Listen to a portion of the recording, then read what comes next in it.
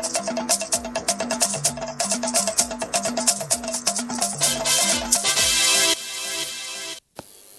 evening and welcome to Nationwide on the NTA. I'm Ayodiji Makinde.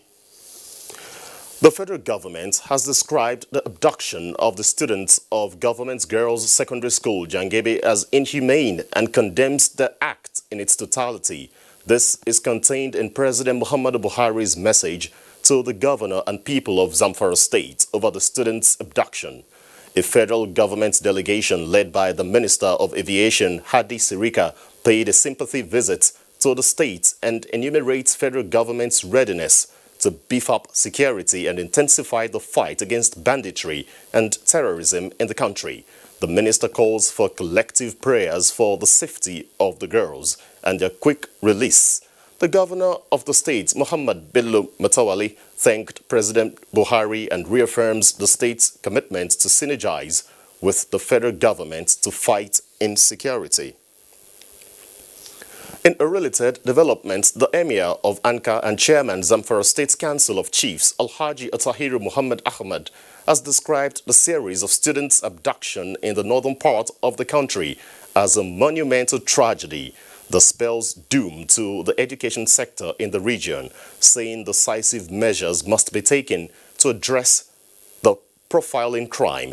The Emir made the remarks when he led other members of the council on a sympathy visit to Governor Bello Muhammad at Government House, Gusau, over the recent massive abduction of students at Government Girls Science Secondary School, Jangebe, in Talata Marafa local government area of the state. The monarch regretted that the Zamfara incident is the fifth in the series of students' abduction in the country within the past few years, with huge negative impact on the education sector in the region.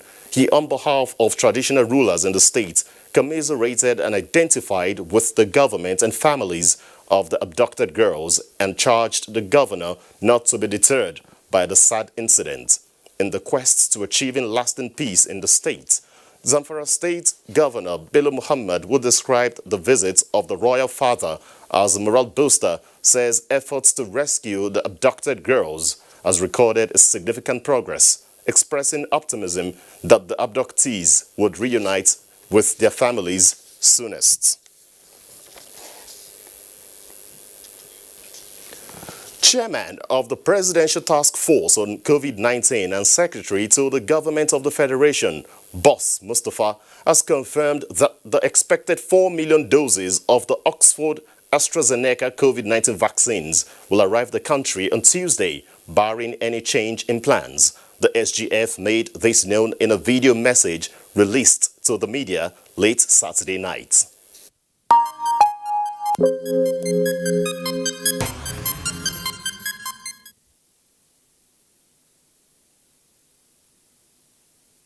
I can assure you that the vaccines are coming, and they are coming very quickly. Bearing any change in the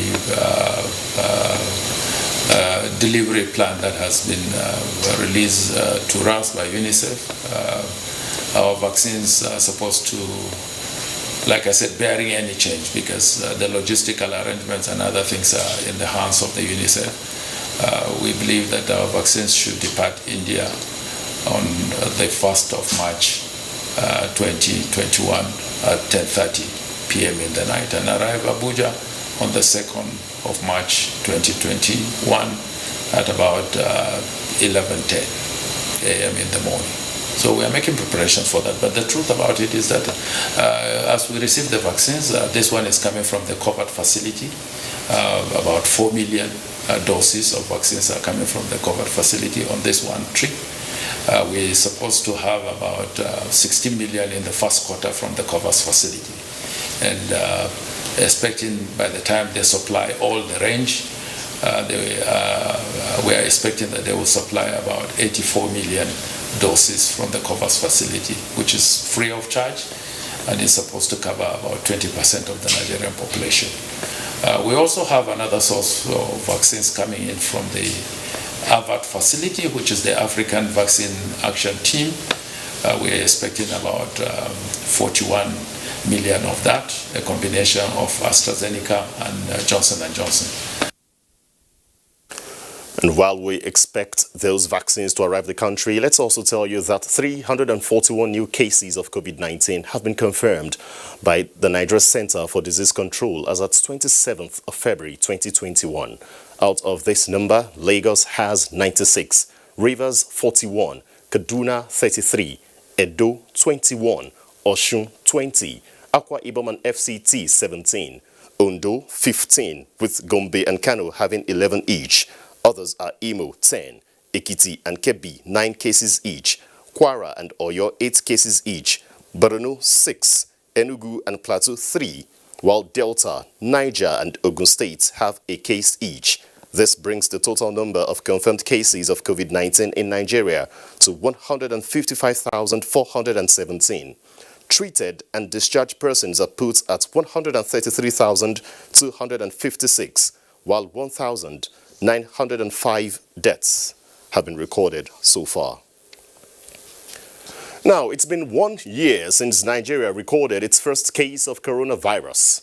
Since then, the situation has evolved with more cases occurring while the federal government and states are keeping up measures to combat the virus. In this special report, Basi Ita Ipan takes us through the 1 year milestone of the dreaded COVID-19 in Nigeria. In the wake of the coronavirus outbreak in China in December 2019, the federal government in January 2020 assured Nigerians of the country's readiness to strengthen surveillance at the nation's points of entries to prevent the importation of the virus. The first case in Nigeria was, however, announced on the 27th of February 2020 when an Italian citizen in Lagos tested positive for the virus. Several interventions were initiated to ensure compliance to safety protocols. Campaign was at its peak as total lockdown was announced. The journey has been a journey of discovery. We are learning about the COVID-19 and responding as we go along to use against positively to be able to be ahead, not to get to where Europe and America have been. Thank God also that the early response of government through the PTF, which put together response strategies, including sensitization and awareness creation on the prevention protocol. During the period, citizens received funds and food items to those mostly affected. There was a significant drop in the cases recorded between September and November, which led to the relaxation of the lockdown and reopening of the economy, while the isolation centers in most states were partially closed. Nigerians became complacent with the safety protocols. Sequel to that, Nigeria entered the second wave of the pandemic as the country on Thursday, 17 December 2020, recorded its highest daily number of cases with 1,145 new infections. A new variant of a vaccine, it's in itself not a big challenge. Africa Center for Excellence in Genomics found a new variant in Nigeria, the B1525, which has also been found in some other countries. Despite several victims' narrations, many Nigerians still believe the virus is a scam. I can say there is no coronavirus. Part of the reasons why people seem not to believe, even up till now, 1 year after, is because the death rate in Nigeria has not been exponential. President Buhari signed the Coronavirus Disease Health Protection Law 2021 to ensure adherence to safety protocols and penalty against non-compliance.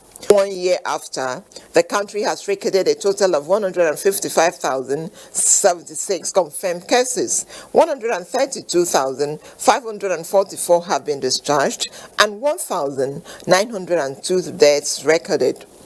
The good news now is that the first doses of COVID-19 vaccine is expected in the country, with the frontline workers and the elderly first in line for the vaccination. With the vaccines in view, experts continue to appeal to Nigerians to adhere to safety protocols as COVID-19 is real. Basi Taipa, NTA News. Let's move on and also tell you that the Federal High Court in Port Harcourt, Rivers State, has ordered the final forfeiture of the sum of $919.202 million to the federal government, being proceeds from sale of a seized vessel. The court specifically ordered Union Bank of Nigeria PLC Port Harcourt branch to remit the money into the Independent Corrupt Practices and Other Related Offences Commission ICPC Federal Government Recovery account domiciled at the Central Bank of Nigeria. A copy of the order of the court to that effect, cited at the Federal High Court headquarters in Abuja, indicates that the money was lawfully kept in an interest-yielding account with Union Bank in Port Harcourt since 2014, when the seized vessel was sold on the order of the court, following the refusal of the owner of the vessel to show up for ownership claim. Justice Ibrahim Sani, while issuing the order following an application by the federal government, directed that the money be paid by Union Bank into the Treasury single account and that an affidavit of compliance must also be filed. It's time now to join Dotun Ogunyemi in our Lagos Network Center for more reports on Nationwide. Hello, Dotun. Thank you, Ayodeji. Lagos State Governor Babajide Sanwo-Olu says his administration remains committed to promises made to deliver Fourth Mainland Bridge and the light rail system before the year 2023. He emphasized this at the 16th edition of the Executive and Legislative Parley in Lagos. Musa Toliat completes the story. Governor Babajide Sanwo-Olu, who spoke against the backdrop of the violence that left wanton destruction of lives and property across the metropolis in October 2020, said there is an urgent need for the executive and legislature arm of government to redouble efforts to keep up with electioneering promises with a view to sustaining public trust and confidence. Lagos continue to stand tall and continue to remain resolute. To rebuild Lagos is to rebuild ourselves, and this has created a unique opportunity for us to set an agenda not only for the next decade, but for the next 3 decades of Lagos. Speaker, House of Representatives Femi Gbajabiamila, who led federal legislators from Lagos State to the event, expressed the readiness of the legislators to attract more federal government presence in their constituencies as quest to rebuild Lagos gains momentum. The way the Lagos State government has come together to seek solutions to problems, confront and overcome challenges jointly is a testimony to what can be achieved when we work together. There's a need to come together and think beyond the physical thing so that we can achieve this purpose. If it is on paper, without that passion, without that interest, it might take long to achieve the purpose of consensus agenda. The 2-day executive and legislative parley with the theme A Consensus Agenda for Rebuilding Lagos is expected to feature presentations on good governance to forestall a recurrence of the 2020 end-SARS violence. In Lagos, Musa Toliat, NTA News.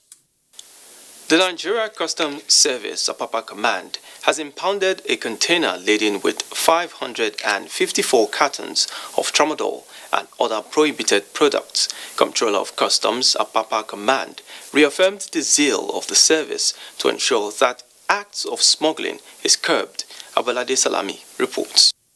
Guided by the marching orders to block all revenue leakage channels in and out of the port in order to ensure accurate revenue remittance to the federal government coffers, the Nigerian Customs Service instituted an electronic process of payment and clearance of consignments. In this regard, the service also redesigned its anti-smuggling architecture to suppress the act to its barest minimum. As a way of examining its strategies to address the menace, the Apapa Command seized a container that was wrongfully declared to be conveying only ceramic tiles, which investigation revealed also had drugs and bills of used clothing. The container was dropped for 100% physical examination. On the examination of the container, the front of the container was concealed with ceramic tiles, as you can see it. Then we asked for 100% examination. When the officers get in depth inside, they found out these items of tramadol, and it was brought down, examined, and that is what we are looking for. Further investigation showed that yet another container had unregistered pharmaceutical products and sacks of mosquito coils declared as packaging paper bags. And this command under my watch will ensure that anybody who attempts or an intent to make an unlawful importation into this command or anywhere in the country is going to be dealt with decisively. The controller re-echoed the readiness of officers and men of their Papa Command to uphold professionalism and integrity in sanitizing the country of smuggled goods. In Lagos, Abolade Salami, NTA News. And that's it from here. Let's now take a break. Nationwide continues shortly.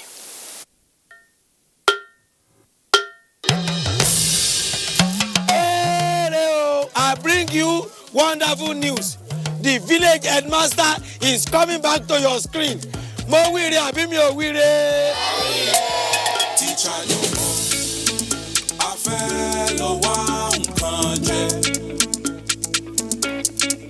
Teacher yo mo, a fẹ́ lọ wá nǹkan jẹ. Ọmọ onírẹsì ti dé. Ajebo na better school for last gidi. Not be all this on a rugged school for Ijabi. I don't know for you. Second, it's called Oja Village. Kadesi. We know happy at all. And I know that even you too, you are getting a lot of orders too. Hey, we are trying, shall. Sweep her leg out. She was standing there. Sweep it. I love you so much. And how did I give you the impression that I was interested in that position? 50-year anniversary. You mean anniversary? I talk with that now. Not for me. You want me to die? Not for me because of Pamio.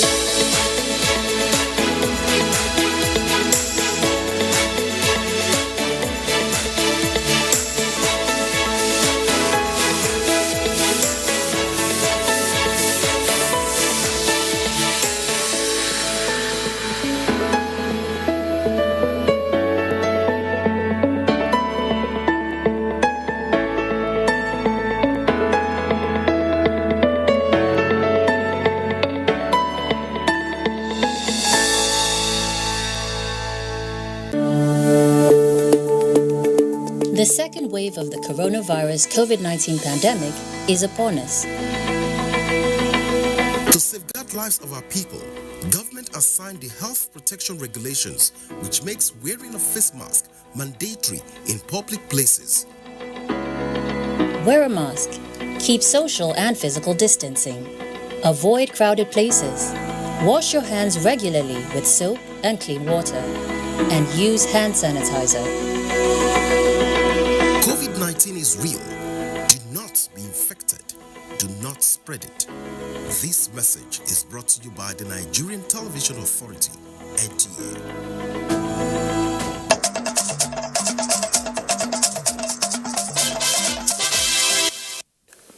You're welcome back. The ongoing membership registration and revalidation exercise by the ruling All Progressives Congress (APC) has been described as people-oriented initiative which will further strengthen the capacity of the party at various levels. The Minister of Health, Dr. Osage Ihanire, and the former national chairman of the party, John Odige Oyegun, gave the commendations after revalidation of their membership at the various polling units in Oredo local government area of Edo State. Jude Abugu has details. Membership registration and revalidation exercise, which is now in its extension phase following the decision of the party to extend the closing date to March 31, has been witnessing tremendous turnout of party faithful and new members in Edo State. The Minister of Health, Dr. Osage Ihanire, and the former chairman of the party, John Odige Oyegun, are the latest among the prominent members of the party to revalidate their membership in the state. The minister expressed confidence in the process, which he says will determine the party's capacity and capabilities not only in Edo State but in the entire country. We are very pleased to be here doing that revalidation together. So it's a very joyful moment, and I believe this should be the beginning of a renewal of the party in Edo State and in Nigeria in general.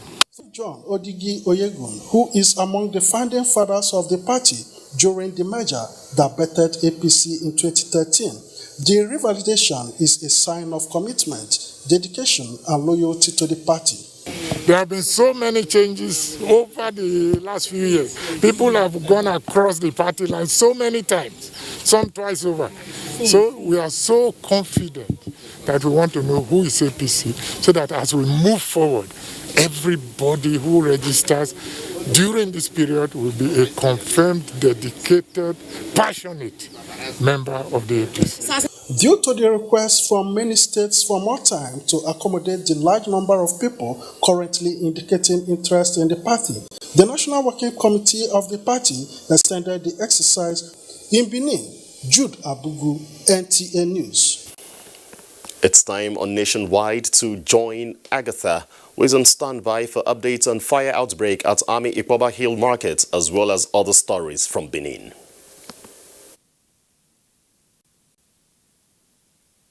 Thank you, Ayodeji. Welcome to Benin.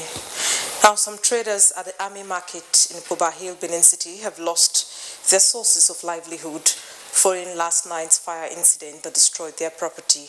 Judah Bugu was at the scene and now reports. The fire incident, which according to some eyewitness accounts, started at about 9 o'clock in the night, affected about 16 shops, mostly dealers in electrical appliances. Even the telly yesterday, when they are busting, I'm going for him when they bust. I was at home when I received a call that our shop's burning. Before I could get here, this is how I met my shop. We couldn't bring anything out from this shop. We don't live around here, we live at Enya. So before we got here, we saw that everything is burned off.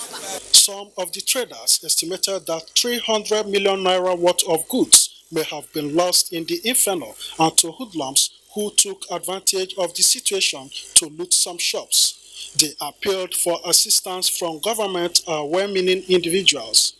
Lot of big money. Hey! Lost a lot. NTA News crew was also informed that efforts by firefighting personnel to bring the inferno under control could not yield much result due to inadequate firefighting materials. Although the cause of this inferno is yet to be ascertained, some early arrivals at the scene who spoke to NTA off camera are alleging that debris set ablaze by one of the traders may have started the fire. In Benin, Jude Abugu, NTA News.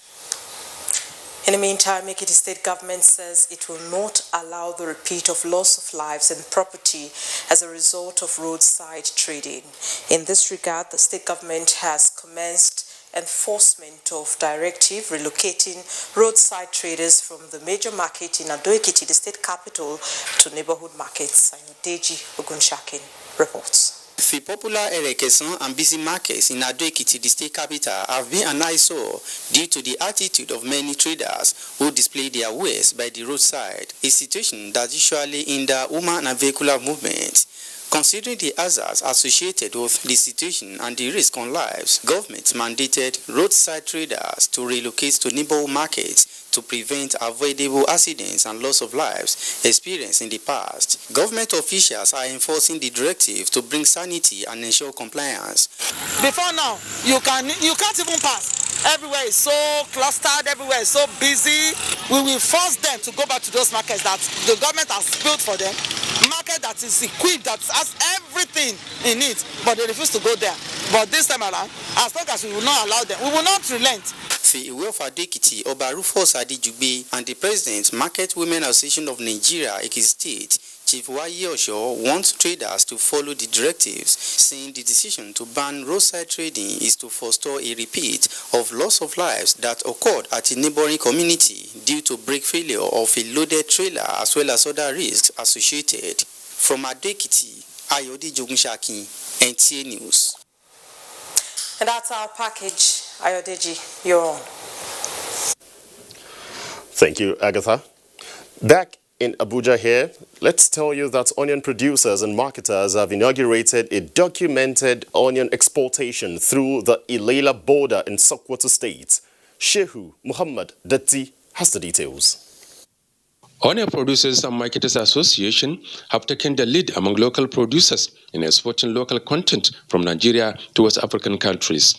Comptroller of Customs Sokoto Zamfara Area Command Abdulhamid Ma'aji commended President Muhammadu Buhari for reopening the land borders as it attracts foreign investors, create job opportunities, and enhance value addition. This is a milestone achievement.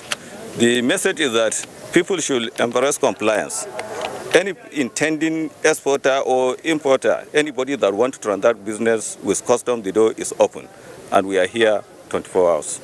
National President, Onion Producers and Marketers Association, Aliyu Metasamu, explained that onions are used in pharmaceutical products and as cure for many ailments. Aliyu said the association resolved to take advantage of the federal government's initiative on the diversification of the nation's economy. Nigeria is among the 10 top onion exporting countries in the world with an annual 1.4 million metric tons in output. The president said with the commencement of documented export of onions, the commodity has the capacity to contribute greatly to the country's gross domestic product. At the end of the day, we are contributing to gross domestic product. We are also creating jobs for our youth, and at the same time also repatriating forests. On its part, Sokoto State government said very soon producers of the commodity will have the opportunity of exporting the products not only in West Africa but to European countries.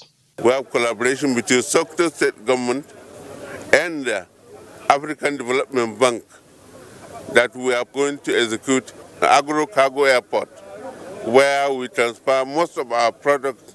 With the export documentation, onion producers and marketers will now spend only 10% of the normal 1 million naira spent while exporting the commodity. In Sokoto, Shehu Muhammad Datti, NTA News. From the Power State comes a report that Raise Foundation, the pet program of the wife of Niger State's Governor Dr. Amina Abubakar Sani Bello, says it has earned a foreign grant of about 14 million naira to cater for at least 50 victims of gender-based violence in the state in every 5 months. Program Manager of Raise Foundation, Moses Ukama, disclosed this during a press conference at the program office in Mina. Fatima Usman reports. 20% increase in violence during COVID-19 lockdown. The United Nations Population Fund estimates the acute respiratory pandemic has the potential to cause 15 million additional cases of gender-based assault worldwide for every additional 3 months of solitary confinement. Efforts to mitigate this ugly trend necessitated increase in advocacy by people of vested interest and organizations. Latest in this direction is the Commonwealth and Development Office program, which seeks to protect the rights of women and children affected by gender-based violence across 3 states in Nigeria, which Raise Foundation championing the cause in Niger State. All right, the amount we got for the support is about 14 million. The number of persons, if reported, that we can intervene for, there's no limit. But on the project, we are looking at a minimum of 50 women who would benefit. Having identified challenges of the victims, the initiative is therefore designed not only to cater for both medical and physical needs of the vulnerable groups, it is also saddled with the responsibility of providing legal services, economic empowerment, as well as shelter. All this Raise Foundation, the pet program of the wife of the Niger State Governor, says is poised to be achieved through collaborative efforts with relevant stakeholders. In Mina, Fatima Usman, NTA News. The Naval Officers' Wives Association, NOAA, says it will continue to complement efforts of the Nigerian Navy to improve lives of Nigerian women and children with humanitarian services. The new national president of the association, Nana Aisha Gambo, expressed the desire after taking over the mantle of leadership. Joseph Otsen reports that Nana Gambo inaugurated borehole projects in rural communities in Abuja in her first day in office. It is the usual tradition for Association of Wives of Military Officers to change baton of leadership after change of service chiefs. For the Naval Officers' Wives Association, NOAA, wife of the Chief of Naval Staff, Nana Aisha Gambo, takes over as national president from Dr. Teresa Ibaz, who served for over 5 years. Nana Gambo, after using the occasion to thank President Muhammadu Buhari for finding her husband worthy, pledged commitment of NOAA to initiate more projects that will build capacity of women and children. It is pertinent to state that this great association has a proud past and an exciting future. Thus, it is known for making strides towards building a better society for women and educational development. Through capacity building, I trust and urge her to continue with the good works and also carry the members along in all activities. To hit the ground running, Nana Gambo went on to inaugurate boreholes she executed under her Clean Water Pet project in Gwagwalada and Dakwa communities in Abuja. This project is a very good something that the masses, our masses here within the community, they are lacking. And for now, she has assisted us and we thank God. Nana Aisha Gambo is now the 21st national president of NOAA. In Abuja, Joseph Sound Otsen, NTA News. Benue State to phase out analog land administration. This and more with Hembafan in our Makudi Network Center. Hello, Hembafan.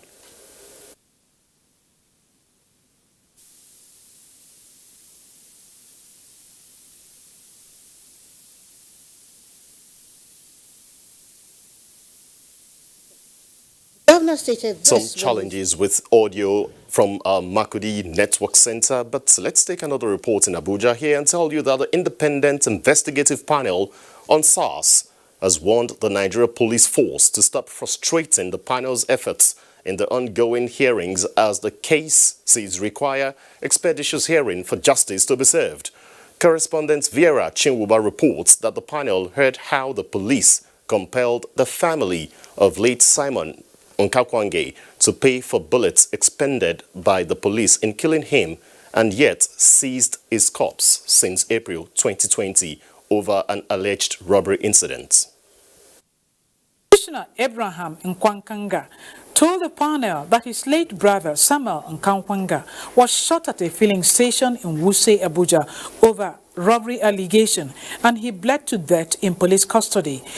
He said the police extorted 203,000 naira from his family and thereafter cut off communication and refused to release his corpse to the family. The second respondent, IPO Ibrahim, told you that the corpse is where? Is in Wuse General Hospital, but he didn't assess me to my late brother's corpse.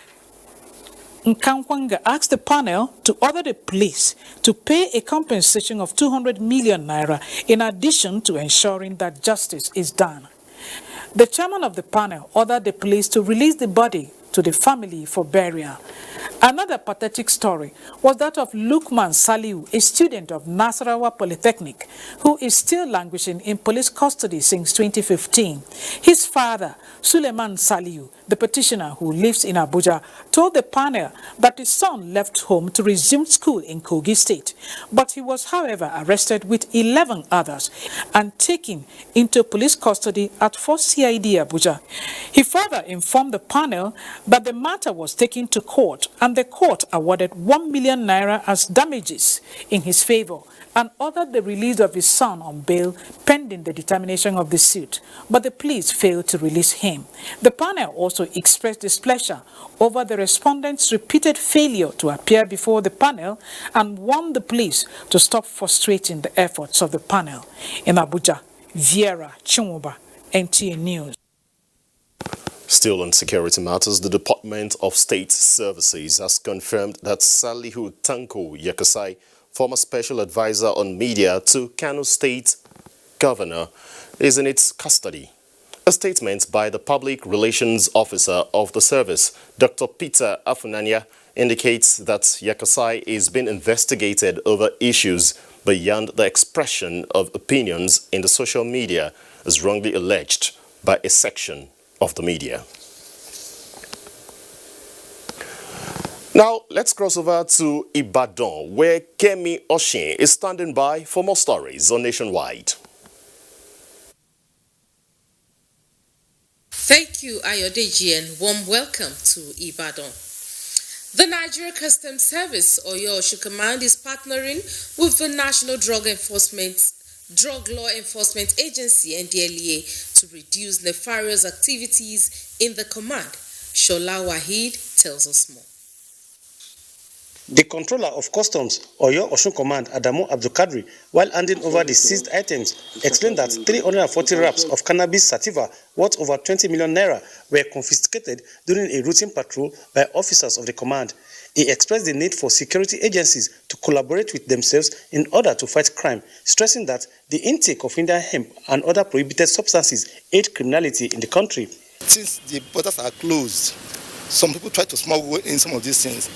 And my vigilant officers are always there to catch them at the point of entrance. The often spoken collaboration between agencies is not just in word, but it's also in deeds. And I'm not surprised because customers have always done this. They are just continuing what they normally do.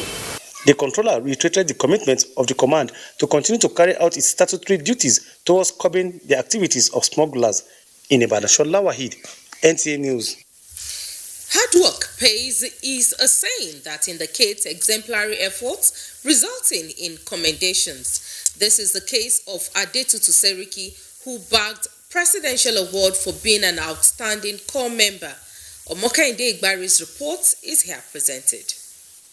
Adetutu Seriki, a 27-year-old computer science graduate from Moshood Abiola Polytechnic, Abeokuta, Ogun State, is one of the 110 corps members recipients of the Presidential Honors Award for outstanding performance to the fatherland during the compulsory one-year service in 2018. She served with the Independent National Electoral Commission, Oyo State, where she embarked on community projects such as fence reconstruction, digging of modern deep well, provision of school uniforms and schools for pupils. No matter where you are, everywhere we serve, we do anywhere, we should try to make a good impact. Adetutu, an indigene of Ekiti State, is the only corps member selected from Oyo State for the national award. We are fulfilled because it's not just an easy thing for you to be recognized among others. And that recognition will go a long way in our life. School is very happy to receive that news. And also to tell you that she'll be the first student to get that national award. The award comes with an automatic employment in any federal establishment in the country and a sponsorship to study to PhD level in any tertiary institution in Nigeria. It is no longer news that the outbreak of COVID-19 has brought about various changes to people's lifestyle, individual as well as national economy. Grace Bamidele in this package examines a notable trade occasioned by the pandemic. February 2020, Nigeria joined in the battle against the ravaging coronavirus pandemic with the index case, an Italian man. Economic meltdown